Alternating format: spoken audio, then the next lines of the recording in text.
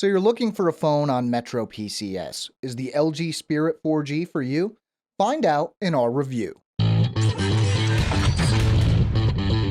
Hey everybody, I'm Chris Wook. Now the LG Spirit 4G definitely has a lot going for it, especially for a phone that's only $200 off contract. There are some downsides though, so let's see if it's worth your hard-earned cash, starting with the specs. The LG Spirit 4G features a 1.2 GHz dual-core Qualcomm Snapdragon processor, 4.5-inch QHD display with a resolution of 960 by 540 pixels, 1 GB of RAM, and 4 GB of internal storage expandable via microSD. It has 5 megapixel and 1.3 megapixel rear and front-facing cameras respectively, and is capable of capturing 1080p video. All of this is powered by a 2150 mAh battery. The build quality of the LG Spirit 4G feels generally sturdy while still keeping the phone light. I'm normally a big fan of the design of LG devices, but this time not quite so much. Maybe it's the electric razor look of the textured plastic. The phone isn't ugly, but I don't love the look as much as I do with higher-end LG phones. The Spirit 4G has a nice feel to it and should fit easily in most hands. I did find the power button on the right side was placed a little too high for my tastes, but this is a relatively minor issue. The display has its share of pluses and minuses. Starting with the negatives, the 960 by 540 resolution is a little lower than we'd like to see. On the plus side, it doesn't look bad at all on the 4.5-inch screen. If we were looking at a 5-inch plus display, this would be a much bigger issue than it is. Colors are vivid and text and icons are rendered very sharply. We've seen better displays on high-end phones, of course, but for the price, this is very good.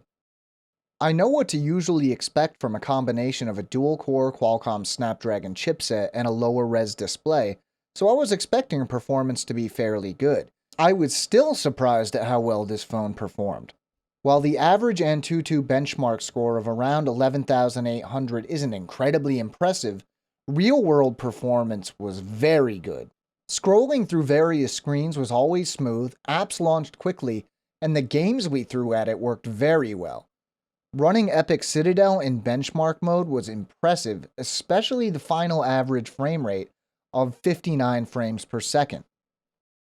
It's disappointing, but the LG Spirit 4G runs Android 4.0.4 Ice Cream Sandwich, and as of right now, there haven't been any concrete announcements of a Jelly Bean update. As usual, LG is running its own skin on top, so don't expect the stock Android interface. The usual Google apps, including Chrome, are included, and a bunch of other apps from LG and Metro PCS. If you're like me, and I know I am, you'll probably never use them. The 5-megapixel rear-facing camera is usable, but not too impressive. It'll take a picture of whatever you point it at, but chances are good that the picture won't be anything too special. The front-facing camera shares this issue.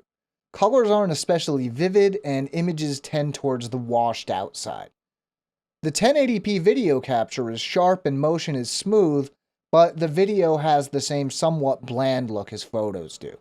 While the battery capacity of 2150 mAh may seem on the small side, the combination of a low pixel count and a Snapdragon chipset squeezes quite a bit of life out of it. During testing, I was running benchmarks, games, playing videos, and eventually even tried to kill the battery by letting Epic Citadel run endlessly, and I still got over 7 hours. The battery is replaceable as well, which is nice to know if the power runs down over time. To sum up, the LG Spirit 4G is easily one of the best options available in its price range on Metro PCS. Performance is great, so if you can deal with a few minor issues, it's a great pick for $200 contract free. Still haven't made up your mind or just want to know more? Well, we have a full written review as well at AndroidAuthority.com.